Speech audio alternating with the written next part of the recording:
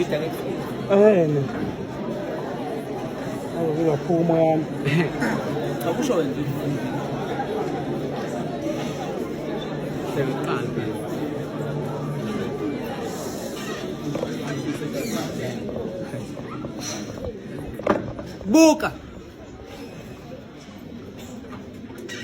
buka inyanga ke isiyasitshela isiphuma kanye ngenyanga. Buka ulwandle selinomkhuba omusha wokujabula uma lizokhupha amagagasi ebusweni benyanga. Buka ilanga selinokucasuka kakhulu uma lizophuma kusakhona inyanga. Buka ilanga ngobubi benu selinokufihla imisebe yalo. Buka isihlahla sizophuza ukukhula uma sizobalekelana nelanga. Buka isibhakabhaka kunamathonsi aqukethe izinyembezi zabafolokazi. Uzamqolo omkhulu emva kwalokho kuyovela inkanyezi enhle. Ngakho ke izilwane zonke masihlangane, abantu bonke mabahlangane, angani sikhandwe ngomfanekiso wakhe. Ngakho ke sonke masithandane. Usithande kakhulu waze wanikela ngendodana yakhe.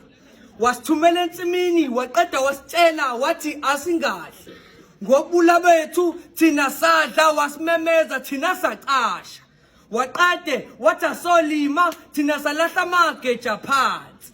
Ucabanga kwethu kwasekufaniso nesomiso esikhulu esinyonyobayo.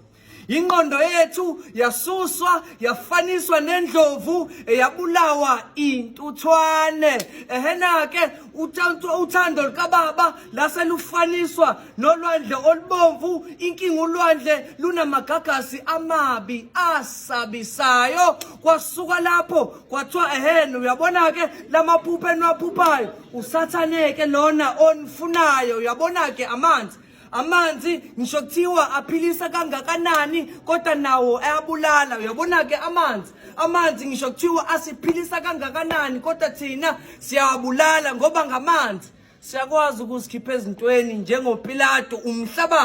Umhlabathi ke wona ngisho kuthiwa sitshala kangakanani kuwo kodwa thina siyawubulala umhlabathi. Ngisho kuthiwa thina uphilisa kangakanani kodwa nawe uyabulala. Ngoba umhlabathi akuwona wonke onamandla okutshala. YiJerusalema umuzi okhanyayo wehlela ngezansi wanqaba ukwamukela izingane eniyikhiphayo.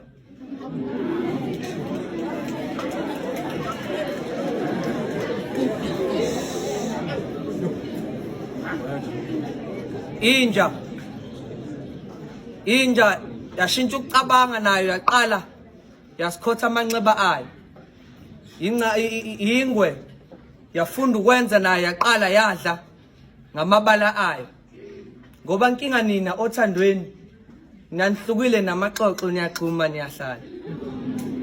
Niyafana, isenzo senu siyafana negundwane, niyadla niyaphephetha ukuze singanaki. Neqhude ekhaya lakhala kakhulu kanti namhlanje lona edliwayo.